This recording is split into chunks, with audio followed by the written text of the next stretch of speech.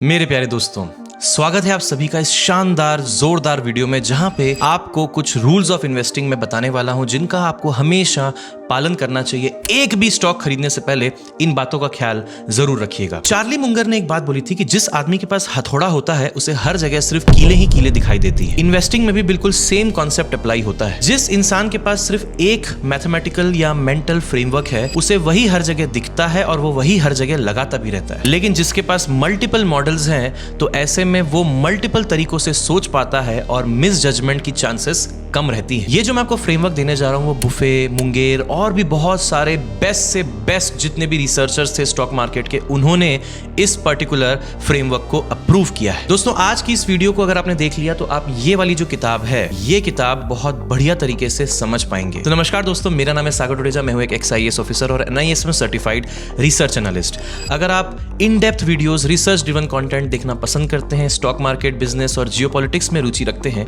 तो इस चैनल को सब्सक्राइब और इस वीडियो को लाइक कर सकते हैं। पहला मॉडल है इन्वर्जन।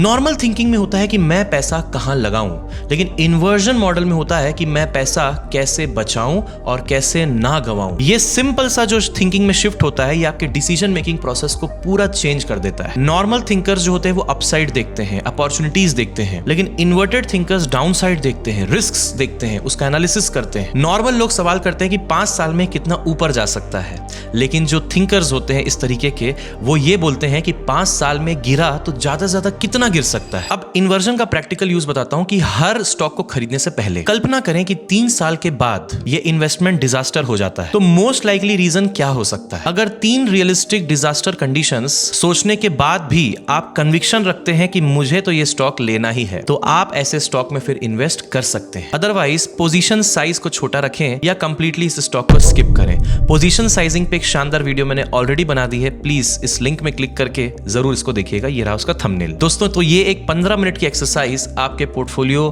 का लाखों रुपए बचा सकती है और आपको बाकियों से काफी आगे ले जा सकती है। मेंटल मॉडल 2 है सेकंड ऑर्डर थिंकिंग। लोग हमेशा फर्स्ट ऑर्डर थिंकिंग पे ही काम करते हैं, लेकिन आपको सेकंड ऑर्डर थिंकिंग सीखनी है। फर्स्ट ऑर्डर थिंकिंग कुछ इस प्रकार होती है, इंटरेस्ट रेट्स फॉल हो रहे हैं, बैंकिंग स्टॉक में मूवमेंट आने वाला है, चलो बैंक्स को खरीदते हैं या बैंक्स को बेचते हैं, वाइसा वर्सा इंटरेस्ट बढ़ने घटने पे। लेकिन सेकंड ऑर्डर थिंकिंग कुछ इस तरह की होती है, अगर सब लोग सोच रहे होते हैं कि बैंक्स को बेनिफिट होने वाला है तो ये एक्सपेक्टेशन ऑलरेडी प्राइसिंग मार्केट में आ चुकी है, तो रियल अपॉर्चुनिटी है कहां? फर्स्ट ऑर्डर थिंकिंग हमेशा विजिबल होती है, लेकिन सेकंड ऑर्डर थिंकिंग हमेशा हिडन होती है। इंडियन मार्केट में इसका 2020 का कोविड का एग्जांपल बहुत फिट बैठता है। कोविड है, फार्मा की डिमांड बढ़ेगी, चलो फार्मा के स्टॉक्स खरीदो, फार्मा के स्टॉक्स खरीदो, ये है first order thinking. Post Covid demand जो है वो नॉर्मलाइज हो गई, टाइम टू एग्जिट। तो जो फर्स्ट ऑर्डर इन्वेस्टर्स से जो कोविड खत्म होने के बाद फिर पीक पे खरीदे, आज तक अपने लॉसेस को रिकवर नहीं कर पाए। तो मैं क्या करता हूं, मैं आपको इन जनरल बताता हूं कि अगर मान लो मार्केट में इस तरह की हवा चल रही है, कंसेंसस चल रहा है कि सब लोग खरीदने की बात कर रहे हैं,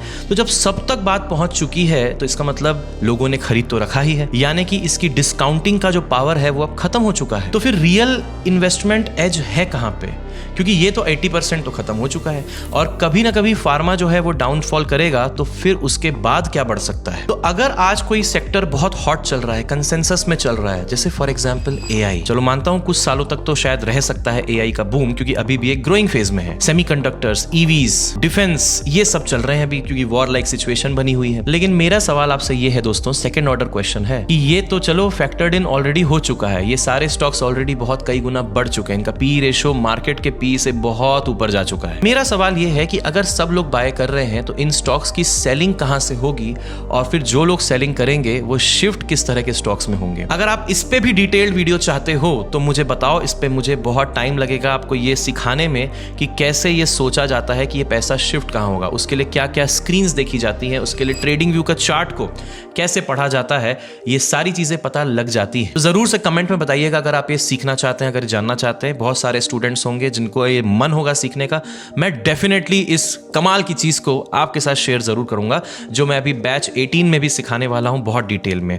जस्ट एक 30 सेकंड की इंफॉर्मेशन आप सभी के लिए कि बैच 18 876876 हमारा व्हाट्सएप नंबर है, इस पे मैसेज करिए और बैच 18 मेरे साथ लाइव जुड़िए, बहुत डेप्थ में चीजों को समझिए। और बैच 17 मिलेगा आपको कॉम्प्लीमेंट्री जो अभी रनिंग है, और बैच 18 भले ही 21 जून से शुरू होगा, लेकिन आप आज अभी तुरंत अपनी इन्वेस्टिंग जर्नी मेरे साथ लाइव कर सकते हैं। तो अभी के अभी मैसेज करिए और अपनी लर्निंग को रोकिए मत, अपनी लर्निंग को बढ़ाइए, तो उससे आपकी अर्निंग का पोटेंशियल आप खुद में देखेंगे कि कितना इंक्रीज हो सकता है। लाखों रुपए में ये स्टॉक्स के कोर्सेज होते हैं, शेयर मार्केट के होते हैं, लेकिन हमारा एक ही कोर्स होता है जिसमें हर चीज होती है।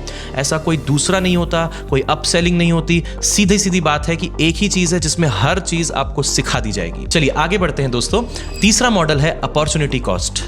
ये इकोनॉमिक का बेसिक कॉन्सेप्ट है, इकोनॉमिक्स वाले समझ रहे होंगे। हर चॉइस में एक और चॉइस का कॉस्ट ऑलरेडी इन्वॉल्व होता है। इन्वेस्टिंग में इसका सीधा मतलब यह है कि हर स्टॉक खरीदने का आपका डिसीजन एक और स्टॉक ना खरीदने का डिसीजन भी है, क्योंकि आपके पास कैपिटल फाइनाइट है, लिमिटेड है। हर रुपया जो एक स्टॉक में लगाया गया वो रुपया किसी दूसरे स्टॉक में नहीं गया। लेकिन रिटेल इन्वेस्टर्स इसे आइसोलेशन में देखते हैं, मैक्रो पर्सपेक्टिव में नहीं देखते। उन्हें लगता है ये स्टॉक अट्रैक्टिव है, चलो खरीद लो। बट सवाल ये है कि ये स्टॉक अभी कुछ ज्यादा ही अट्रैक्टिव है। क्या है वो ऑल्टरनेटिव स्टॉक जो आगे चल के इसका ऑल्टरनेट बन सकता है, ज्यादा अट्रैक्टिव बन सकता है? स्टेप 1, अब आपको क्या करना है, अपने पोर्टफोलियो का 1 साल का रिटर्न देखिए, उसका बेस्ट ऑल्टरनेटिव फाइंड आउट करिए। कौन कौन से स्टॉक थे जो आपके पोर्टफोलियो के रिटर्न्स को बीट कर गए। तो आपकी ये नई अपॉर्चुनिटीज हैं और आप जो पे करने वाले हैं वो है इसकी अपॉर्चुनिटी की कॉस्ट। स्टेप नंबर 2, नए स्टॉक को इवेल्युएट करते टाइम इसी ऑल्टरनेटिव के अगेंस्ट कंपेयर करिए। क्या ये ऑल्टरनेटिव 30 से 40% बेहतर रिटर्न दे रहा है आपकी एग्जिस्टिंग होल्डिंग से? और स्टेप 3, अगर हाँ तो आप इन्वेस्ट करिए,